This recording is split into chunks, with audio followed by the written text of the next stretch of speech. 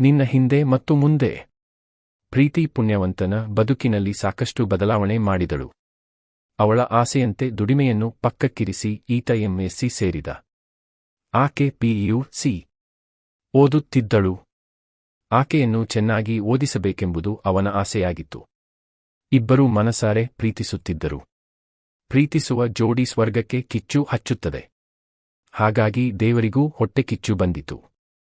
MSc ಓದುತ್ತಿದ್ದಾಗ ಒಂದು ದಿನ ಗೆಳೆಯನೊಂದಿಗೆ ಪ್ರೀತಿಯ ಮನೆಯ ಮುಂದಿನ ಪಾರ್ಕಿನಲ್ಲಿ ಕುಳಿತಿದ್ದ. ಇದು ಪುಣ್ಯವಂತನ ಬದುಕಿನ ಕರಾಳ ದಿನವಾಗಲಿದೆ ಎಂದು ಆತ ಊಹಿಸಿರಲಿಲ್ಲ. ಗೆಳೆಯನ ಜೊತೆ ಹರಟುತ್ತಾ ಕುಳಿತಿದ್ದರೂ ಪುಣ್ಯವಂತನ ಮನಸ್ಸು ಹಾಗೂ ಕಣ್ಣುಗಳು ಪ್ರೀತಿಯ ಮನೆಯ ಕಡೆಗೆ ಇದ್ದವು. ಆಕೆ ಹೊರಗೆ ಬಂದು ನನ್ನನ್ನು ನೋಡಿದರೆ ಸಾಕು, ಸ್ವರ್ಗ ಸಿಕ್ಕಂತೆ ಎಂದು ಒದ್ದಾಡುತ್ತಿದ್ದ. ಅಷ್ಟರಲ್ಲಿ ಗೆಳೆಯನ ಗೆಳೆಯ ನಾರಪ್ಪ ಎಂಬಾತ ಅಲ್ಲಿಗೆ ಬಂದ. ಗೆಳೆಯ ಆತನನ್ನು ಪುಣ್ಯವಂತನಿಗೆ ಪರಿಚಯಿಸಿಕೊಟ್ಟ. ಸದಾ ಕೈಯಲ್ಲಿ ಸಿಗರೇಟು, ಬಾಯಲ್ಲಿ ಗುಟ್ಕಾ ಇದ್ದ ಆತ ಹೆಸರಿಗೆ ತಕ್ಕ ಹಾಗೆ ನಾರುತ್ತಿದ್ದ. ಪುಣ್ಯವಂತನಿಗೆ ಆತನನ್ನು ನೋಡಿ ಅಸಹ್ಯ ಎನಿಸಿತು. ಶ್ರೀಮಂತಿಕೆ ಆತನ ವೇಷಭೂಷಣದಲ್ಲಿದ್ದರೂ ಕೊಳಕು ಆತನ ಮಾತು ಹಾಗೂ ಕೃತಿಯಲ್ಲಿ ಎದ್ದು ಕಾಣುತ್ತಿತ್ತು. ಹೊಲಸಿನ ಮತ್ತೊಂದು ರೂಪವೇ ಈ ನಾರಪ್ಪ ಎಂದು ಪುಣ್ಯವಂತ ಮನಸ್ಸಿನಲ್ಲಿಯೇ ಲೆಕ್ಕಾಚಾರ ಹಾಕುತ್ತಿದ್ದ. ಅತಿ ಶೀಘ್ರದಲ್ಲಿಯೇ ನಾನು ಅವನಿಗಿಂತ ಕೆಳಹಂತ ತಲುಪಲಿದ್ದೇನೆ ಎಂಬುದು ಪುಣ್ಯವಂತನಿಗೆ ಗೊತ್ತಿರಲಿಲ್ಲ. ಎಲ್ಲರೂ ಒಟ್ಟಿಗೆ ಮಾತನಾಡುತ್ತಾ ಕುಳಿತಿದ್ದರು. ಪುಣ್ಯವಂತ ಮಾತ್ರ ಪ್ರೀತಿಯ ಮನೆಯ ಕಡೆ ಗಮನಿಸುತ್ತಿದ್ದುದನ್ನು ನಾರಪ್ಪ ಗಮನಿಸುತ್ತಲೇ ಇದ್ದ. ಬಹಳ ಹೊತ್ತು ಗಮನಿಸಿದ ನಂತರ, ನಾರಪ್ಪ, ನೀನ್ಯಾಕೆ ಆ ವೇಶ್ಯೆಯ ಮನೆಯ ಕಡೆಗೆ ನೋಡುತ್ತಿದ್ದೀಯಾ? ನಿನಗೂ ಅಲ್ಲಿಗೆ ಹೋಗುವ ಅಭ್ಯಾಸ ಇದೆಯಾ ಎನ್ನುತ್ತಾ ಹುಸಿ ನಕ್ಕ. ಇದುವರೆಗೂ ಅವನ ದುಶ್ಚಟಗಳ ಅಸಹ್ಯವನ್ನು ಮೌನವಾಗಿಯೇ ಸಹಿಸಿಕೊಂಡಿದ್ದ ಪುಣ್ಯವಂತನಿಗೆ ಈಗ ತಾಳ್ಮೆಯ ಕಟ್ಟೆ ಒಡೆಯಿತು. ನಾಲಿಗೆ ಇದೆ ಎಂದು ಏನೇನೋ ಮಾತನಾಡಬೇಡ ಎಂದು ಜಗಳ ಪ್ರಾರಂಭಿಸಿದ. ನಡುವೆ ಇದ್ದ ಗೆಳೆಯ ಇಬ್ಬರನ್ನೂ ಸಮಾಧಾನ ಮಾಡುತ್ತಿದ್ದ. ಅಷ್ಟರಲ್ಲಿ ಪ್ರೀತಿ ಮನೆಯಿಂದ ಹೊರಗೆ ಬಂದಳು. ದೂರದಲ್ಲಿ ನಿಂತಿದ್ದ ಪ್ರೀತಿಯನ್ನು ತೋರಿಸಿ, ನಾರಪ್ಪ, ಇದೇ ಹುಡುಗಿ ಅವರ ಮನೆಯಲ್ಲಿರುತ್ತೆ. ಬಹುಶಃ ಅವರ ಮಗಳಿರಬೇಕು. ಖಂಡಿತವಾಗಿಯೂ ಅದೇ ಮನೆ, ಇದರಲ್ಲಿ ಯಾವುದೇ ಸುಳ್ಳಿಲ್ಲ ಎಂದು ಆತ ದೃಢವಾಗಿ ವಾದಿಸಲು ಆರಂಭಿಸಿದ. ಆಕ್ರೋಶಗೊಂಡಿದ್ದ ಪುಣ್ಯವಂತನ ಮನಸ್ಸಿನಲ್ಲಿ ಮತ್ತೊಮ್ಮೆ ಬಿರುಗಾಳಿ ಬೀಸಿದಂತಾಯಿತು. ನಾರಪ್ಪ ತನ್ನ ಮಾತಿನ ದಾಳಿ ಮುಂದುವರಿಸಿದ.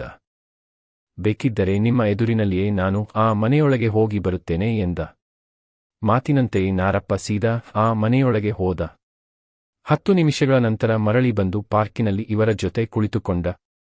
ಅಲ್ಲಿಯವರೆಗೂ ಯಾವುದೋ ಅನಿರೀಕ್ಷಿತವನ್ನು ನಿರೀಕ್ಷಿಸುವಂತೆ ಕುಳಿತಿದ್ದ ಪುಣ್ಯವಂತನ ಮನಸ್ಸು ನಿಧಾನವಾಗಿ ಕುಸಿಯಲಾರಂಭಿಸಿತ್ತು. ನಾರಪ್ಪನ ಮಾತು ಅಕ್ಷರಶಃ ಸತ್ಯವಾಗಿತ್ತು. ಪ್ರೀತಿಯ ತಾಯಿ ಒಬ್ಬ ವೇಶ್ಯ. ಪ್ರೀತಿ ಆ ವಿಷಯ ಮುಚ್ಚಿಟ್ಟಿದ್ದಳು. ಮುಂದೊಂದು ದಿನ ಹೇಳಲೇಬೇಕು ಎಂಬುದರಲ್ಲಿ ಪುಣ್ಯವಂತನಿಗೆ ವಿಷಯ ಗೊತ್ತಾಗಿತ್ತು. ಪ್ರೀತಿ ನನಗೆ ಮೋಸ ಮಾಡಿದಳು ಎಂದು ಮನಸ್ಸು ಹೇಳುತ್ತಿತ್ತು. ಪ್ರೀತಿಯಲ್ಲಿ ಸ್ವಾರ್ಥವಿದೆ. ಸರಿಯಾಗಿ ಅರ್ಥೈಸಿಕೊಂಡರೆ ಸ್ವಾರ್ಥದ ಹೆಸರೇ ಪ್ರೀತಿ. ನಿನ್ನಿಂದಲೇ ನನ್ನ ಬದುಕು. ಪಾರ್ಕಿನಲ್ಲಿ ಕುಳಿತಿದ್ದ ಪುಣ್ಯವಂತ ಒಂದು ಕ್ಷಣ ಕಂಪಿಸಿದ. ಅವನಿಗೆ ತಿಳಿಯದಂತೆ ಅವನ ದೇಹವಿಡೀ ನಡುಗುತ್ತಿತ್ತು. ಕಣ್ಣುಗಳು ಕೆಂಪಾಗತೊಡಗಿದವು. ತಲೆ ಸಿಡಿದು ಹೋಗುತ್ತಿರುವಂತೆ ಭಾಸವಾಗುತ್ತಿತ್ತು. ನನ್ನ ಪ್ರೀತಿ ನನ್ನನ್ನು ಮಾತ್ರ ಪ್ರೀತಿಸುವ ಪ್ರೀತಿ ಒಬ್ಬ ವೇಶ್ಯೆಯ ಮಗಳೇ ಎಂದು ಮನಸ್ಸು ಒಳಗೆ ಚೀರಾಡುತ್ತಿತ್ತು. ಪುಣ್ಯವಂತ ಆದರ್ಶವಾದಿ. ಆಕೆ ವೇಶ್ಯೆಯ ಮಗಳು ಎಂಬುದು ಆತನಿಗೆ ಯಾವ ನೋವನ್ನೂ ಮಾಡಿರಲಿಲ್ಲ. ಆದರೆ ಆಕೆ ಆ ವಿಷಯ ಮುಚ್ಚಿಟ್ಟಿದ್ದಳು ಎಂಬುದೇ ಆಘಾತ ತಂದಿತ್ತು. ಪ್ರೀತಿ ಈ ವಿಷಯವನ್ನು ಏಕೆ ಮುಚ್ಚಿಟ್ಟಳು? ಪ್ರೀತಿ ನನಗೆ ಮೋಸ ಮಾಡಿದಳೆ? ಪ್ರೀತಿಗೆ ಇಂತಹ ಒಂದು ಮುಖವೂ ಇದೆಯೇ? ಬಹುಶಃ ಈ ವಿಷಯವನ್ನು ಪ್ರೀತಿಯೇ ಹೇಳಿದ್ದರೆ ಪುಣ್ಯವಂತನ ಪ್ರತಿಕ್ರಿಯೆ ಹೀಗಿರುತ್ತಿತ್ತೋ? ಆದರೆ ಒಂದು ಆಘಾತದ ಜೊತೆ ಪ್ರೀತಿ ಮೋಸ ಮಾಡಿದಳು ಎಂಬ ಇನ್ನೊಂದು ಆಘಾತ ಅವನನ್ನು ಹಿಂಡಿ ಹಾಕಿತು. ಅಳು, ನೋವು, ಆಕ್ರೋಶ ಎಲ್ಲವೂ ಉಕ್ಕಿ ಬರುತ್ತಿತ್ತು. ಆದರೂ ಮನಸ್ಸಿನ ಮೂಲೆಯಲ್ಲಿ ಅದು ಪ್ರೀತಿಯ ಮನೆ ಆಗಿರಲಿಕ್ಕಿಲ್ಲ, ಅದು ಪ್ರೀತಿಯ ತಾಯಿ ಆಗಿರಲಿಕ್ಕಿಲ್ಲ ಎಂಬ ಆಸೆ ಉಕ್ಕುತ್ತಿತ್ತು. ಆದರೆ ನಾರಪ್ಪ ಅದೇ ಮನೆ ಎಂದು ದೃಢವಾಗಿ ಹೇಳಿದಾಗ ಪುಣ್ಯವಂತ ಅವರೆದುರು ಸಂಪೂರ್ಣ ಅವಮಾನಕ್ಕೀಡಾದ. ಪ್ರೀತಿ ಇವರ ಬಳಿ ಬಂದಳು.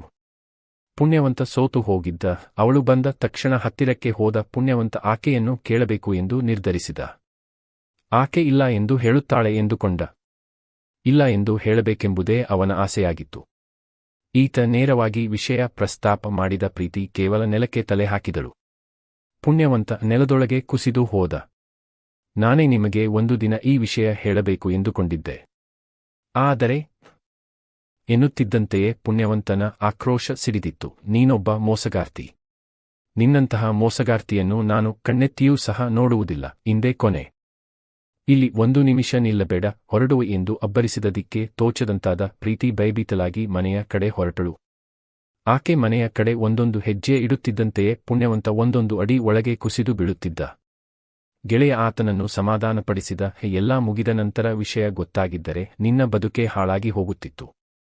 ಮೊದಲೇ ಗೊತ್ತಾಗಿದ್ದು ಒಳ್ಳೆಯದಾಯಿತು. ನೀನು ನಾರಪ್ಪನಿಗೆ ಥ್ಯಾಂಕ್ಸ್ ಹೇಳಬೇಕು ಎಂದ. ನಾರಪ್ಪ ಆ ಮನೆಯ ವಿಷಯಗಳನ್ನು ಮತ್ತಷ್ಟು ಹೇಳುತ್ತಿದ್ದ. ಸಂಜೆಯವರೆಗೂ ಇಬ್ಬರು ಗೆಳೆಯರು ಆತನ ಜೊತೆಗೆ ಇದ್ದರು. ಸಂಜೆಯಾಗುತ್ತಿದ್ದಂತೆಯೇ ಗೆಳೆಯರಿಬ್ಬರೂ ಸೇರಿ ಒಂದು ಬಾರಿನೊಳಗೆ ಈತನನ್ನು ಕರೆದೊಯ್ದರು.